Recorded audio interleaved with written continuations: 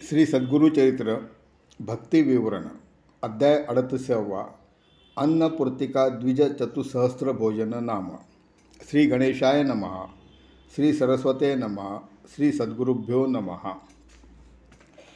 आता या अध्यायापासून भक्ती विवरणाला सुरुवात झालेली आहे की जसं त्या ठिकाणी ज्याची जशी भक्ती असेल त्याप्रमाणे त्याला कसं फळ प्राप्त होतं, त्याच्या भक्तीचा महिमा हा श्री सद्गुरूंनी आता पुढील अध्यायामध्ये आपल्यासमोर कथन केलेलं आहे की नामधारक जो आहे तो त्या ठिकाणी सिद्धासी त्या ठिकाणी विनंती करतो आहे की आर्त झालो मी तृषेचा, घोट भरवी गा अमृताचा, चरित्र सांगे सद्गुरूचे माझे मन निववी वेगी. की त्या नामधारकाने आत्तापर्यंत जे जे काही श्रवण केलं त्याच्याने त्याची उत्कंठा इतकी वाढत चाललेली आहे की तो आता त्या ठिकाणी विनंती करतो आहे की मला हे अमृतापरी कथन त्या ठिकाणी अखंड करावे की माझं मन त्यामुळे शांत होईल.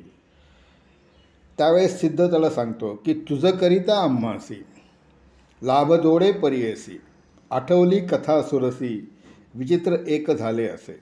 की काय म्हणतोय तो की तुझ्याकरिता त्या ठिकाणी मला हा लाभ मिळतो आहे, ज्याप्रमाणे आज माझ्या माध्यमातून तो परमेश्वर जे काही कथन करून घेतो आहे त्यामुळे तुमच्याबरोबर मला हा अत्यंत दुर्लभ असा लाभ प्राप्त होतो आहे. कारण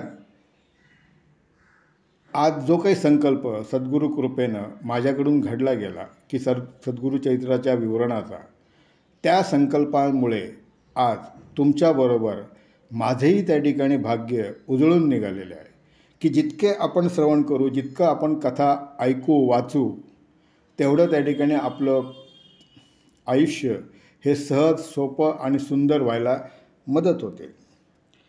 अशाच गाणगापुरामध्ये अनेक भक्त येत असे आणि त्या भक्तांपैकी बरेचसे भक्त तिथे समाराधना करीत असे. समाराधना याचा अर्थ सद्गुरूंची पूजा करून सर्वांना त्या ठिकाणी जितके शिष्य असतील त्यांना त्या ठिकाणी जेवण बनवून देणे, जेवायला देणे.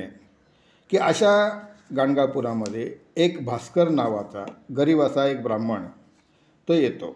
अतिसूक्षीण ब्राह्मण आला आपण दर्शना म्हणून, साष्टांगी नमस्कारून भक्तिपूर्वक विनविले. आता तो अतिशय गरीब असल्यामुळे तो त्या ठिकाणी येऊन त्या ठिकाणी थांबला. आता तिथे दररोज त्या ठिकाणी समाराधना होत असल्यामुळे त्यालाही तिथे त्या ठिकाणी बोलवतं झाले की त्या ठिकाणी तू पण चल.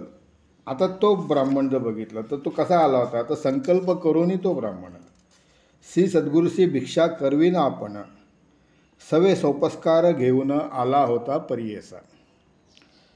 आता त्यांनी संकल्प केला होता की मी सद्गुरूंना भिक्षा करवीन, पण त्याच्याकडे सामान किती होतं, तर 3 जणांच्या पुरतं फक्त सामान होतं. असं त्या ठिकाणी असल्यामुळे आणि तिथे दररोज समाराधना होत असल्यामुळे त्याला त्या ठिकाणी बोलवून घेऊन जायचे. असं करता करता जवळजवळ 3 महिने झाले की नित्य घडे ऐसेची त्यासी, भक्त लोक येती आराधनेसी, आराणूक नवे त्यासी नित्य जैवी समाराधनी. म्हणजे काय झालं की दररोज कोणी ना कोणी येत होतं, त्यामुळे त्याला ती संधी मिळत नव्हती. समस्त त्यास हसती.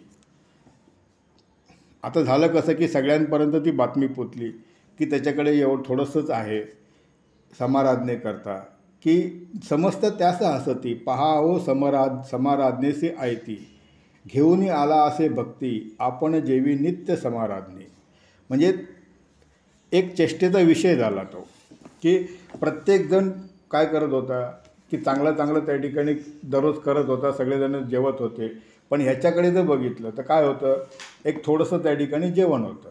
त्यामुळे सगळेजण काय म्हणायचे की एकासी नव्हे पुरे अन्न, आणि श्री सद्गुरू शिष्य बहुजन, केवी करीला हा ब्राह्मण, समाराधना करीन म्हणतो. म्हणजे त्याच्याकडे फक्त एकालाही पुरेल एवढे त्या ठिकाणी साधनं नव्हती, तर तो एवढ्या सगळ्यांना कशी समाराधना करेल. असं करता करता 3 महिने गेले की मास 3 कर्मिल्यावरी, समस्त मिळवणी द्विजवरी, परिहास करीती अपारी, श्री सद्गुरुमूर्ती ऐकिले. आता त्याचा परिहास चेष्टा त्या ठिकाणी सुरू केली आणि हे असं असताना सद्गुरुमूर्तींच्या कानावर ही गोष्ट गेली. त्यावेळेस त्यांनी त्याला बोलावलं भास्कराला, की सांगितलं की आज तू समाराधना करायचीस. त्याला अतिशय आनंद झाला आणि सद्गुरूंनी सगळ्या शिष्यांना बोलावलं की आज त्या ठिकाणी तुम्ही समाराधनेला या. त्यावेळेस शिष्य काय बोलले की नित्य होते समाराधन, आम्ही जेवितो मिष्टान्न, कैचा हा आला ब्राह्मण, आजी राहिली समाराधना. असं बोलल्यानंतर श्री सद्गुरू त्यांना बोलले की तुम्ही आता कोणीही घरी जाऊ नका, आंघोळीला जा आणि त्या ठिकाणी जेवणासाठी या. मग त्या ब्राह्मणाला सांगितलं की जेवण बनव. त्याने सद्गुरूंवरती परिपूर्ण विश्वास असल्यामुळे त्यांनी जेवण बनवलं आणि सद्गुरूंनी त्याला सांगितलं की जा त्या ब्राह्मणांना बोलवून आण. मग तो गेला ब्राह्मणांना बोलवायला. आता ब्राह्मणांनी त्याची चेष्टा सुरू केली की इतक्या लवकर कसा होईल, अमुक होईल, तमुक होईल, आम्ही रात्री अपरात्री जेवू. तसाच तो परत आला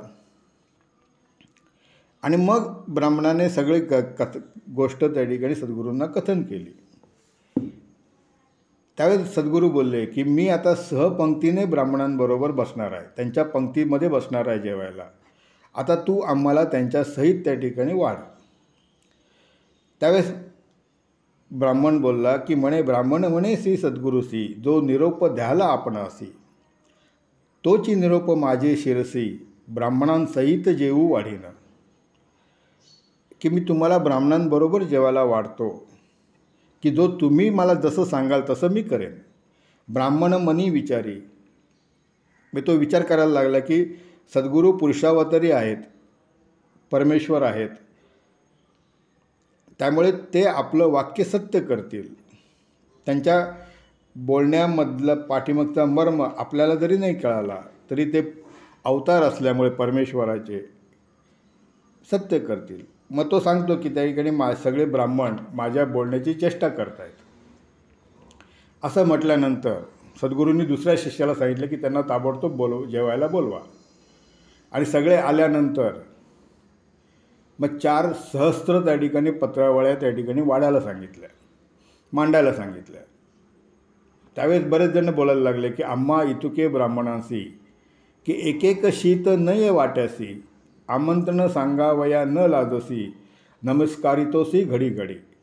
मग त्यांना आमंत्रण करायला सांगितल्यानंतर सद्गुरूंनी ब्राह्मणांना सगळ्या त्या भास्कराने आमंत्रण केलं. सगळेजण चेष्टा करायला लागले की एक एक शीतसुद्धा आम्हाला येणार नाही. त्यावेळेस तिथं जे वृद्ध ब्राह्मण होते ते त्यांनी सांगितलं की त्याची निंदा करू नका, कारण तो स्वतःचं काहीच बोलत नाही आहे, की जसे सद्गुरू सांगतील तसं तो बोलतो आहे. म्हणताना सगळ्या पत्रावळ्या झाल्या. मग भास्कराने त्रिकरण पूर्व करी भक्ती, बरवी केली मंगळारती, तेणे श्री सद्गुरू संतोषती, ठाय घाला म्हणती वेगे. मग अशा प्रकारे सगळ्यांना अतिशय सद्गुरू संतुष्ट झाले त्याच्या पूजेनं, भक्तीनं. आणि मग त्याला सांगितलं की आता तू जे काही जेवण बनवलेलं आहे ते माझ्याकडे घेऊन ये.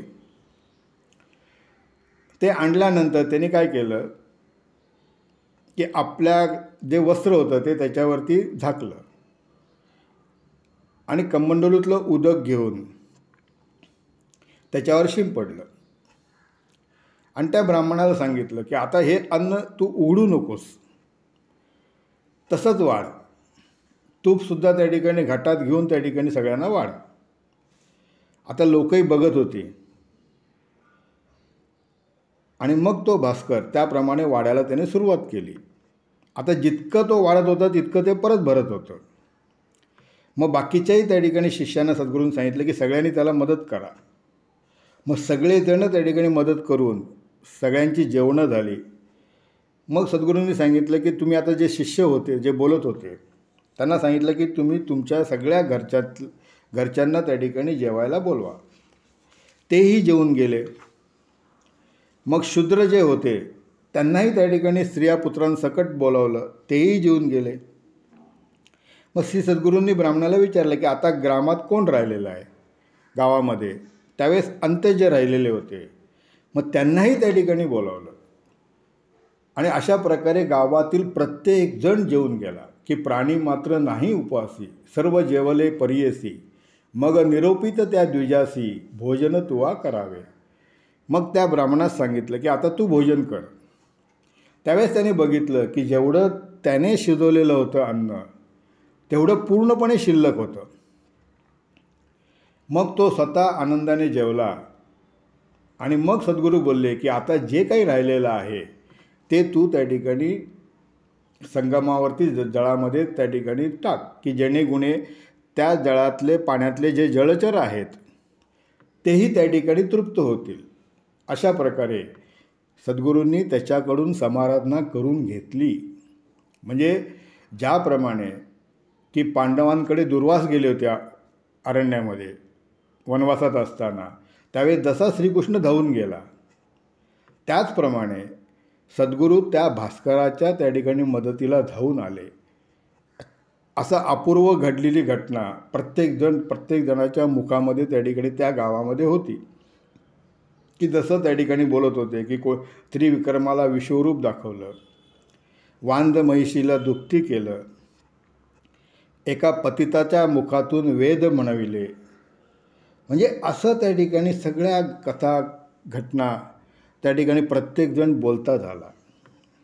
आणि मग तो सिद्ध नामधारकास म्हणतो की सिद्ध म्हणे नामधारकासी, की श्री सद्गुरुचरित्र ऐसे परियसी, याची निमित्त भाऊ असी, शिष्य झाले श्री सद्गुरूचे. की असा हा श्री सद्गुरुचरित्राचा महिमा आहे, श्री सद्गुरूंचा महिमा आहे. म्हणूनच भरपूर त्या ठिकाणी शिष्य श्री सद्गुरूंचे झाले. की गंगाधराचा नंदन सरस्वती विनवी नमुन, ऐका तुम्ही समस्त जन, भजा भजा हो श्री सद्गुरूचे. इति श्री सद्गुरुचरित्रामृते परमकथा कल्पतरो श्री नरसिंह सरस्वती उपाख्याने सिद्ध नामधारक संवादे अन्नपूर्तिक द्विज चतुसहस्र भोजनम नाम अष्टात्रिशतमोध्याय. श्री सद्गुरु दत्तात्रयार्पणमस्तु. श्री सद्गुरुदेव दत्त. जय जय रघुवीर समर्थ.